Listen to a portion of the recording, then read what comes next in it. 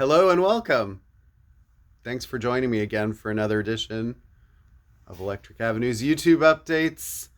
I'm here to dispense what little knowledge I have on these subjects, and that sounded really pompous, didn't it? Thanks for joining me, and I appreciate all of the viewership and the lovely comments that I receive from people. So it sort of makes doing this worthwhile. And so let me jump into the new releases for June 16th, 2023. And there's a lot this week, and maybe not quite as much as last week, but I do have some things I want to highlight. So I've got a lot to say, so let me get started. Because otherwise, I will not make it through this video. I think the first thing I wanted to do before I jump into some of the new releases is highlight some of the things that I may have missed in a few of the past videos that were albums that came in sort of after the video was made. So let me just throw a few of these things up here past you so you can see them. Drew Holcomb and the Neighbors, Strangers No More. This album came out last week, I believe. Sort of singer-songwritery, Americana kind of stuff. If you're looking for Jason Isbell and stuff like that, which came out last week also, Weather Vanes, fantastic record. Once again, Jason really kills it, and I think he's such a great songwriter. The lyrics are just so great. They're very relatable to a lot of Americans, I think. But and yeah, what a voice. And anyway, so check out Drew Holcomb. Some other things, there's some indie artists here. Beach Fossils. This record came out, I think, in the last month or so. Brooklyn's indie pop trailblazers return with a collection of new tracks for fans of every era of Beach Fossils. So there's that record. It's called Bunny, as in Beach Bunny. I don't know. Another great indie record that appeared, Bully, Lucky for You. More great sort of indie rock pop stuff. They're kind of establishing themselves as a good sort of, I think they sort of have a very 90s sound. So if you're into that and you want something new, check out Bully. Another band sort of in that genre too, Wednesday. Rat Saw God. This was the limited edition purple vinyl, and this got a lot of critical praise, places like Pitchfork and such. So check out Wednesday. For more retro kind of stuff, Nick Waterhouse, The Fooler. I think I did show this, but I'm not 100% sure. I know I showed the CD, but if you like sort of retro type stuff, that's really smart and really well performed, check out Nick. The Fooler, I think, because that came out around April Fool's Day. New Milk Carton Kids, I Only See the Moon. If you're into things like Everly Brothers and stuff like that. NPR says the band's core ingredients, not to mention a gift for warm, intricate songcraft, render the Milk Carton Kids records practically irresistible. This is indie exclusive maroon vinyl. And finally, I don't know if I say this is like Fen Lily. And this is sort of like also, this is ultramarine colored vinyl. I'm guessing that's kind of a bluish green. And sort of singer-songwritery, I guess I'd say like alt rock, but more alt pop, alt folk kind of maybe. So anyway, she's got quite an underground following developing too. So, all right, so for new releases this week, and I guess I should pick up this one really because it's sort of also last week. Oh, hold on. Rat. The box set, the Atlantic years, 1984 to 91. This is a tome, as it were. 5 albums. Out of the Cellar, Invasion of Your Privacy, Dancing Undercover, Reach for the Sky, and Detonator. Plus, there's some other ephemera in here and a 7-inch of Nobody Rides for Free. Yeah, I mean, this is a very cool sort of remastered edition of this. I don't necessarily have these just hanging out in the store, so if you want them, this one was a special order, but let me know. They run a couple $100. That's why. So, but yeah, 5 records. It's not a terrible price for that sort of thing, I think, but they are all nicely remastered and whatnot. Okay, so now for today's new releases. So, as many of you who know me, you know the thing I'm most excited about this week is this, and a lot of you are probably like, "What is that?" This is Pet Shop Boys Smash, continuing in their tradition of one-word titles for albums. And this is basically all of their hit singles minus a couple from 1985 to 2020. So we're covering, what is that? 35 years of singles. There are 57 singles here, 22 of which reached the UK top 10. 4 made number 1, and 1, West End Girls, the very first one, made it number 1 in the US. So I could talk about Pet Shop Boys for probably a couple of hours, and because I'm a huge fan. I checked my Discogs recently. I think I have more Pet Shop Boys things than anybody else. Definitely a top 3 for me. And it's funny because, you're a kid from America. Why do you love them so much?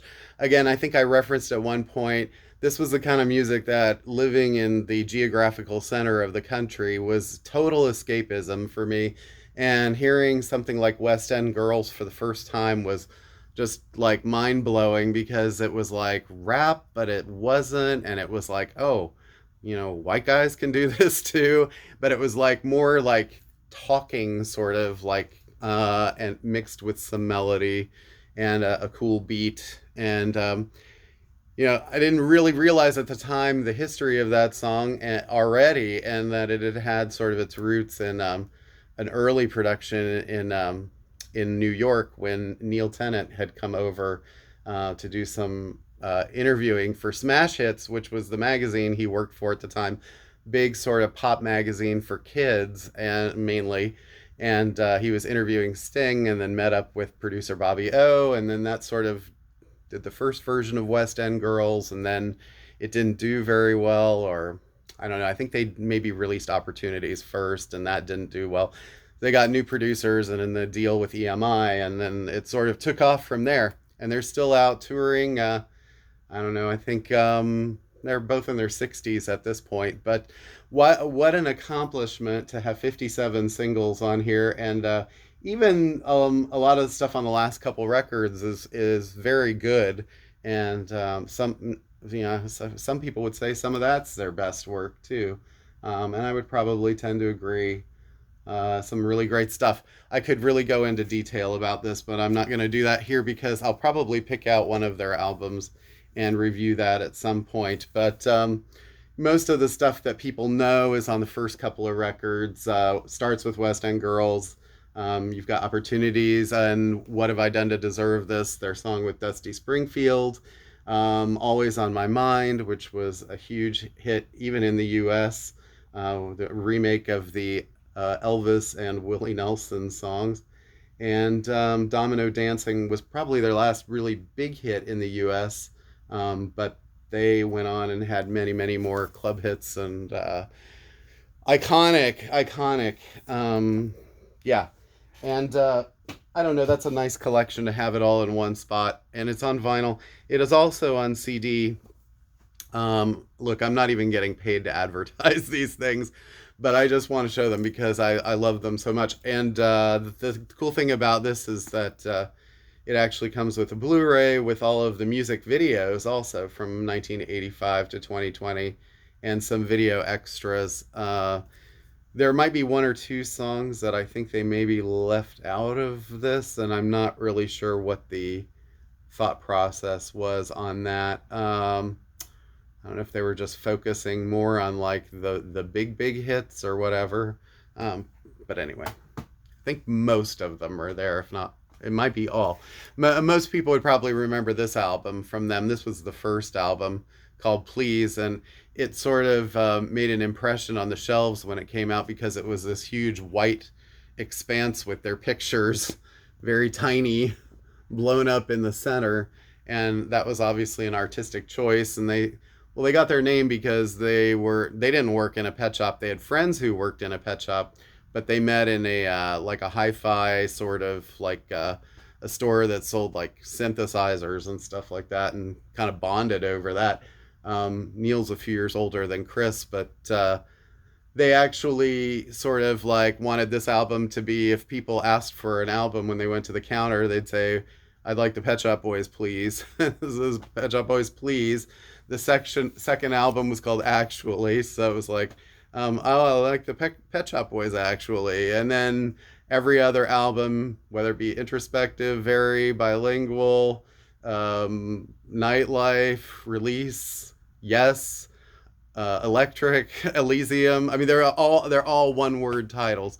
So it's sort of almost like what Peter Gabriel sort of did early on, where they didn't really have titles, but now they're referred to as like 1, 2, 3, 4, and then sort of have two letter names after that. Us, Up, So, whatever. And then Seal kind of started doing that too. So there's certain artists that that's the trend. It's sort of an artistic choice, I guess. But anyway, all right. On to other things. I spent a lot of time, 5 minutes on Pet Shop Boys, maybe more than that. Drive By Truckers, the complete Dirty South, the definitive version, finally available as the band intended, featuring resequenced audio, 3 additional tracks, updated vocals on 2 tracks, and 4 remixes. Remastered by Greg Calby, includes a 32-page book with new liner notes, pressed on reposado marbled vinyl. The director's cut is the way it was always intended to be heard, says Patterson Hood. So, yeah, this, I believe, features Jason Isbell as well. It's been a long time since I've heard it. But this is on New West. Yeah, it's very nice. And it looks like a 2-record set, but it's not cheap because of all the packaging that goes into it. So be aware of that. Okay. New Government Mule, Warren Haynes and Company. This is the follow-up to Heavy Load Blues. This is called Peace Like a River. I got peace like a river. Featuring Dreaming Out Loud, Same as It Ever Was, and Just Across the Water. This is a limited edition indie record exclusive, record store exclusive, 2 LP on orange and red smoke vinyl. Yeah, I think that there's a deluxe CD out too, or coming out, that has a few extra tracks, maybe an extra EP in there. So I did not see that on vinyl, but also, well, this is the red vinyl edition. I think there's also a red swirl or something of this, but Deer Tick, their new record, Emotional Contract. So if you like alt Americana kind of stuff, or alt rock, they've made several albums. Also great singer-songwriters. I guess maybe I should mention, some people say, well, why do you like Pet Shop Boys so much? I think, the songwriting, it could be just like easy if it was just like, oh, these are just like pop tunes or whatever. But, they're great songwriters. Neil, in particular, I think writes most of the lyrics, great lyricist. And that's sort of a thing, I think, to be proud of. I'm going to keep going back to them today. Pat Metheny's Dreambox. Pat has had an incredible and very long and storied career at this point. Sort of in, I would call it sort of an alternate to regular jazz. It's got a very jazz bass, but this one he plays electric and baritone guitar. And yeah, it doesn't say anything about like what kind of color pressing or anything that is. So Mac DeMarco, 5 Easy Hot Dogs. I believe this is an instrumental record for Mac. So it's not really a typical, it's more like his pandemic record. I think you can see from his sort of chin diaper there. probably kind of a placeholder until his next official record. Let's see. This is the new Yusuf Cat Stevens, aka Cat Stevens, King of a Land. There was a long time there where he went 25 years where he didn't make a record, and now he's made like 3 or 4 of them. 12 brand new songs. I think it's sort of kid themed actually, and the artwork sort of plays into that. But yeah, there's sort of like The Boy Who Knew How to Climb Walls is the name of one of the songs, but limited edition deluxe green vinyl. Artwork by Peter H. Reynolds, who's a semi-famous illustrator, I guess. New Mike Watt. If you're a Minutemen fan, you're still following them. Hyphenated Man. This is his first new solo album from art punk legend in 7 years, inspired by re-listening to his Minutemen output. So, there's a picture right now. All right. If you like hip hop, Logic, and this is a new record, College Park. I'm sorry, this is his well, yeah, they call it debut independent studio album. So I'm not sure exactly what that means. I haven't been following Logic's career that closely, but it features Nora Jones, Joey Badass. It says and more. Bun B, Seth MacFarlane, Redman. Yeah, interesting. Lucy Rose, RZA. So interesting group of people. I think Logic definitely has his fan base. Little Sims is another one I get questions about from time to time. She's great. UK hip hop. And I think this is her second record, as far as I know. It's called No Thank You. I don't know if there are others. Someone might comment down below here, but if you know. I love this woman, Michelle Indegocello. That's a hard one to say, I know. She's been making records for like 30 years. Was one of Madonna's first signings to Maverick. Long time ago. Now she's on Blue Note Records, and this is called the Omnichord Real Book. She's a great bass player and kind of a smooth singer, and features, I'm gonna butcher this, Ambrose Akinmusire, Jeff Parker, Julius Rodriguez, and Jason Moran is a sort of famous name. So, and yeah, the Blue Note connection. Actually, Jonas Policewoman is on this too, so if some of you know who that is. All right, there are a couple of jazz. Speaking of jazz, Blue Note put out a couple of releases this week in their classic series. I'm actually very excited about this one, and some people are like, oh, I never checked this out. Madlib, Shades of Blue. This is a sort of an iconic record in the hip-hop world. And Madlib basically was allowed to go into the vaults of Blue Note and pick out the records that he wanted to sample and cut up the material and make something new out of it. And so this is basically like a DJ sort of record based in Blue Note's jazz catalog. So very cool. I'm glad that Blue Note's not just doing just their jazz stuff, because they have some other things too of interest. And here's another great artist, newer on their label, Robert Glasper. And this was In My Element. And I was trying to think of when this came out originally, 2007. Yeah, Glasper is really, he's made a name for himself now in being sort of hip hop jazz, and doing a lot with sort of like the more like I don't want to say pop, but the more hip hop sort of African American community. Yeah, there's a song that features a bit of a Sam Rivers track on here, so pretty cool. Glad to see Blue Note doing those things. Also, interesting jazz reissue on the Contemporary Records catalog through Craft Recordings. I always say his name, Leroy Vinegar, and I'm like, it's Leroy Vinegar. Called Leroy Walks, and obviously he plays the upright bass there. But this is done by Acoustic Sounds, so you know the pressing is going to be really good. Same with the Blue Notes. Those were obviously remastered by Kevin Gray. This one's done by Bernie Grunman. Yeah, it's all analog mastering from the original tapes, pressed at quality. One of the best pressing plants around. So this is the stereo version, but I'm sure it sounds great.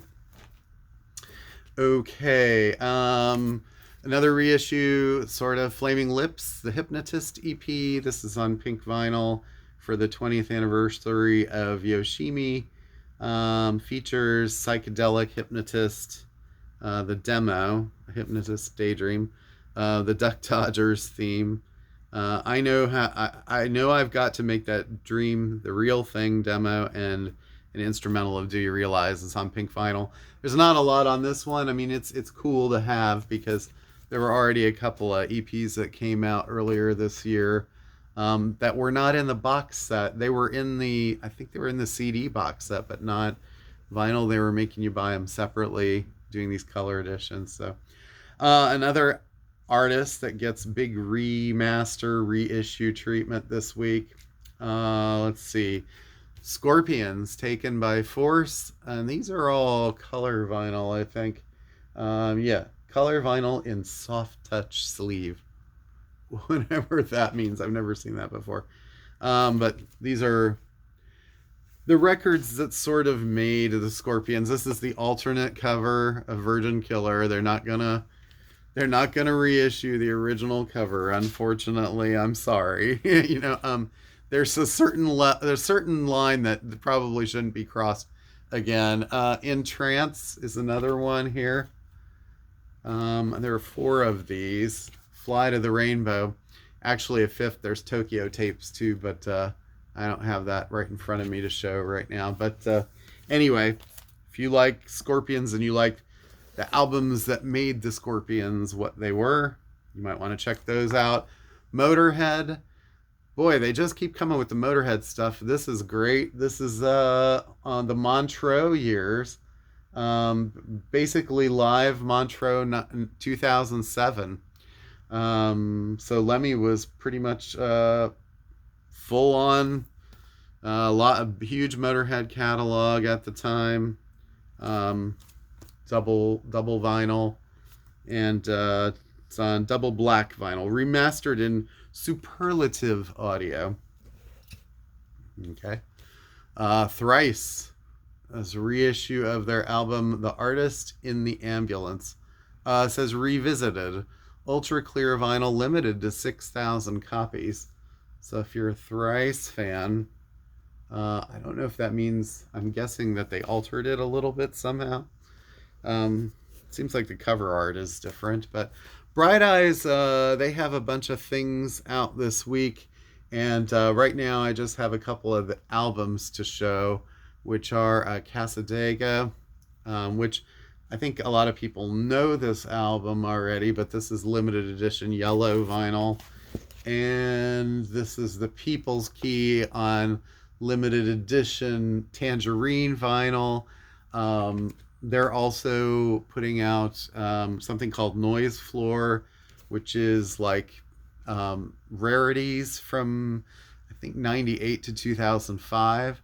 And then there are companion records for all 3 of those, just like they sort of did with the last 2 sets of reissues that they put out. Okay, another artist, Sturgill Simpson, High Top Mountain. This is a reissue of this 10th anniversary. It's kind of nice they did this sort of embossed version of his name. I don't know if you can see that. So if you don't have this record, it was kind of hard to get here recently, and I feel like it's because they were really holding out to do this 10th anniversary. Another album that you really I don't think you've ever seen before on vinyl. They Might Be Giants, The Spine. This is one of their more recent albums, I'd say 2004. I don't know if you call that recent, 19 years, but more recent than their, breakthrough stuff in the late 80s, mid 80s. But 180 gram pressing, features a bonus track called Renew My Subscription. A couple of hip hop things. J. Cole, Born Sinner. This is a J. Cole record from 2013. So it was like right before he sort of broke out himself. This features a track with Kendrick Lamar and one with Amber Kaufman. Miguel is on a track. TLC is on a track. So I remember when that came out.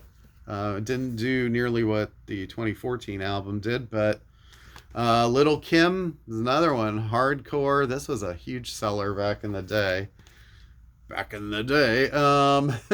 Limited edition Champagne on Ice colored vinyl. And, executive produced by Notorious B.I.G., whom she was affiliated with at the time. Features Notorious B.I.G., Diddy, who was Puff Daddy at the time, Jay-Z, Jermaine Dupri, Junior Mafia's Little Cease. There's a live record that kind of sneaking in here from Patti Smith called A Wing and a Prayer. This is live at the Boarding House, San Francisco, February 1976. Let's see. Features Redondo Beach, Pale Blue Eyes, Louie Louie, Time Is on My Side, Gloria, and My Generation. So some covers in there. Kind of cool. And then I wanted to show this because this showed up again. I just got one or two of them, but New York Noise. This was a record store day thing. Featured Liquid, Alan Vega, Bush Tetras, Theoretical Girls, and Lizzie Mercier Desclus. I don't know if that's how you say that at all or not. All right, CDs. Well, one thing I didn't show, you're like, well, where is number one? Where's the biggie? And the vinyl is on the way. I was hoping it would be here today, but I think it's going to be here tomorrow, just in time for the release date. Queens of the Stone Age. This is really the biggest selling release, I think, of the week. I mean, I'll predict that. In Times New Roman. So this is the CD. Features 10 tracks, and I don't know, the 3 tracks that they've premiered have been really good, kind of heavy, more like the older Queen stuff. So yeah, and Josh Homme just disclosed that he'd been battling cancer and had surgery and seems to be doing much better, so that's good. Let's see, another release only on CD this week. It's coming a little bit later on vinyl. John Mellencamp, Orpheus Descending, and features Hey God and The Eyes of Portland.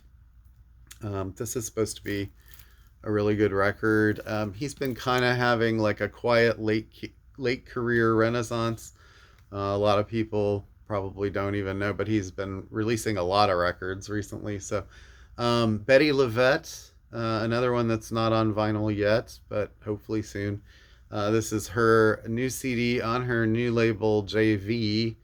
And doesn't say on the label, but I know one of these tracks features John Mayer, and I think she has maybe one other person. I can't remember who. A couple of duets on there. One that was a record store day record and is finally out on CD is Sun Volt, and this is Day of the Doug, tribute to Doug Somm, and produced by Jay Farrar. And there's the song Sometimes You've Got to Stop Chasing Rainbows is on here, and Beautiful Texas Sunshine. Okay. This album I'm curious about too. This is Secret Life by Fred Again and Brian Eno. And Fred Again is a electronic producer, I guess, and So it's his collaboration with Eno. Really didn't know a whole lot about this, except it was just kind of like, here it is. So, Steve Lukather, ex Toto, I guess. Maybe he's still in Toto. I guess Toto's still sort of active. Obviously, they're active. They're playing shows. This album's called Bridges. And yeah, features Lucathers and David Paich. So really, it's sort of like a Toto Toto-ish record. I can say that being from Kansas, can I? Dinner Party, Enigmatic Society. This is a jazz combo. The vinyl's coming soon, featuring a lot of tracks with an artist named Felix. So I'm guessing sort of hip hop jazz. And I don't know, usually like Kamasi Washington is involved in this. I'm not really sure because this time they haven't put on the cover who's actually playing in the band. It just has the vocalists, it seems, listed. Bonnie Doon, not familiar with this band, really, just kind of getting familiar with them. It's a trio of singer songwriter kind of stuff. They're on Anti Records. I call it Anti. And yeah, I think they've written songs for other people and appeared on somebody famous's album recently. It wasn't Phoebe Bridgers. I can't remember who it was, but it's somebody in that vein where they're sort of like they made a big contribution to some big name album. Google that. And then the last things here, new as far as this Savage Eye by Pretty Things, and another later album, Crosstalk by Pretty Things. And there were a couple others that came out recently, I think, too. But they're finally putting out like the late period Pretty Things albums that were either not on CD or difficult to find on CD. I think Savage Eye sold fairly well. I've seen that in the store on vinyl a few times. So, all right.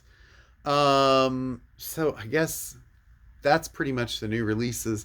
Let me just briefly give a recommends for the week. And these guys are out on tour right now. And a lot of people say, oh, what album are you going to choose by these guys? And this is kind of weird for me because I feel like when this album came out, I really did not care for it that much. And I think a lot of the fans who were really interested in, well, let me show it first. Depeche Mode, Songs of Faith and Devotion. This album has rapidly become one of my favorite albums of theirs. I can't say rapidly because it's taken 30 years.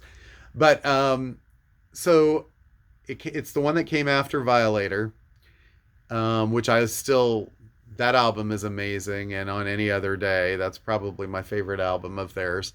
And this is the one that followed when the band was basically falling apart.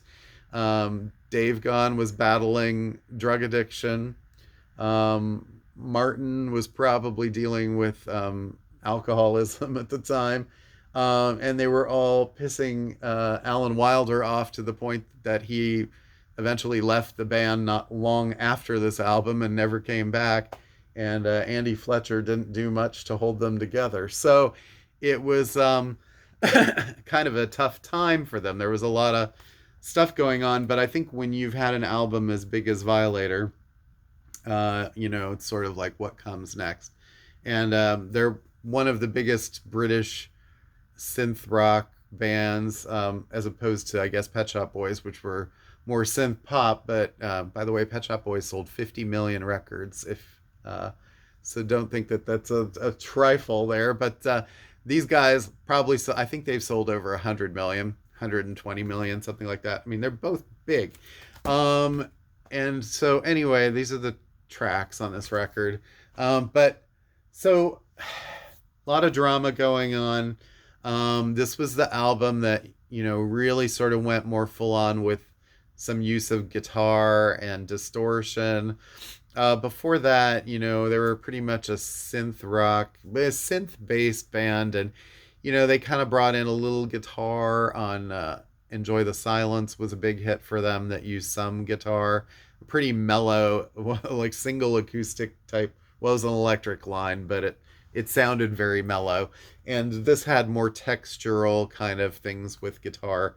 Martin playing guitar a lot.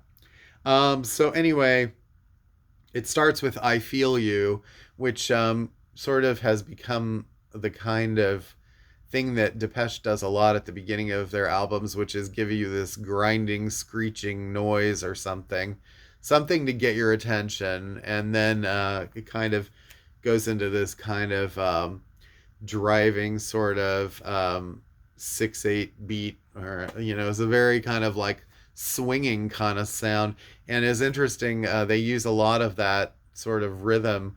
Once Personal Jesus in 1989 happened, they started using that rhythm quite a bit in their songs, and so it starts with "I Feel You," kind of a torturous, sort of like you get wailing backing singers. A very bluesy kind of song for them, and much more like they were really influenced by Delta blues kind of stuff, which they would have an album later called Delta Spirit.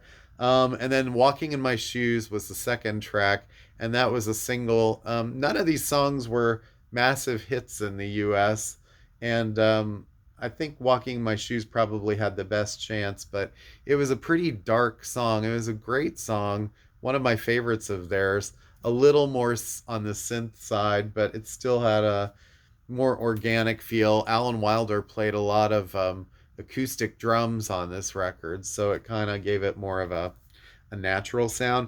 "Condemnation" is the third track. I think that's one of Dave's best vocals he ever did, which is a very like kind of looking for one's own sort of redemption in the face of like feeling like you've done a lot of bad things. "Mercy in You" is sort of more driving, and then side one ends with "Judas," which is a very beautiful Martin Gore sung song. And I feel by this point, it was sort of like established where a Depeche album was like going to be 70% Dave and 30% Martin on vocals, which is interesting that their most recent album, there's only one song that Martin sings in the middle of it. But "Judas" was a great song, and he does sing a couple songs on this album. Then side two, which we were doing sides, I guess, well, at the time this came out, would have been on CD because we really didn't have a lot of vinyl in the mid 90s. This was like 94. "In Your Room" was a great song, sort of another dark kind of driving sort of I want to say typical, but it was not really a typical song. It was typical of them to be doing dark driving songs. "Get Right With Me" is another sort of like anthemic gospel choir kind of song, sort of like "Condemnation." "Rush" was darker and sort of heavy. And then one of my favorite songs, which I think gets passed over a lot here, is "One Caress," another Martin Gore sung song. And the band doesn't really play on it. It's mostly a string arrangement, but it's a fantastic string arrangement. And his vocal is just absolutely stunning on that. And that was actually originally, I think, the B side to "I Feel You" when that came out as a single. But stunning song, stunning vocal. And "Higher Love" ends the album. Dave gives another very redemptive kind of redemptive vocal on it. So it's not a super. Again, I'm glad because it was like not a super long album for me to review, but I think over time I really have warmed to this album a lot. And at the time when it came out, they had such a history of being a band that really was a synth purist band, and they didn't really want the chocolate in their peanut butter, so to speak. They didn't want to like bring in the guitars, and I think they started like loosening up a lot. And for better or worse, I think over time it sort of has opened their sound a little bit. And it was sort of at the time though it was like blasphemy. Speaking of their song "Blasphemous Rumors," it would have been sort of like, well, how dare they? And now that's fine. So, okay, well, that's all I've got for today. And look, I'm pushing up against 40 minutes again. My phone's ringing, so I gotta get to work. It's business. So maybe that's one of you. Anyway, no. Thank you all so much again for watching. I appreciate that, and I hope you appreciate the little recommends corner. And I'll try to keep those as brief as possible. And I'll probably be doing more of these soon. So, all right. I don't know. I haven't really thought about whether or not I'll break them off into separate ones. Seems like a lot of videos to watch, so you can always click me off if you want, or just fast forward to this point. Whatever. It's YouTube. So take your finger and drag it. I don't know if you're on your phone, whatever. Thanks. Have a great weekend. Stay safe. Happy Father's Day to all you fathers out there. Thank you for doing what you do. And you got a busy, big job out there these days. You see what's happening with AI. That's a lot to worry about for our kids. So, all right, take care. Peace as usual. See you next time.